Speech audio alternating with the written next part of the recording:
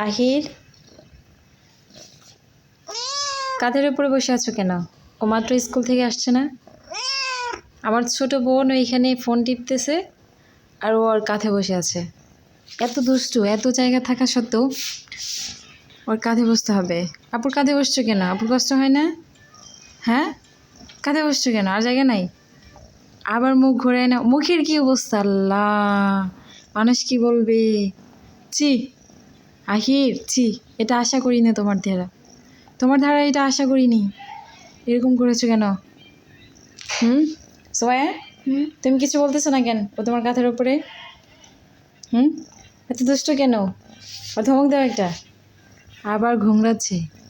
আল্লাহ রে, এত দুষ্টু! আবার কামড়াকামড়ি করো। ঘুম থেকে উঠেই ও সোমায়ের সাথে খুব মানে এত দুষ্ট করে, এত শয়তানি করে, কামড় ছাড়া কিছু বোঝেই না। আবার ভাব করতে আসছে, ওরে বলে, আরে আদর, কি ভাব! হ্যাঁ আহির, ঘুমাবে এখন? আমি কথা বলছি, তোমার কষ্ট হচ্ছে? ঠিক আছে।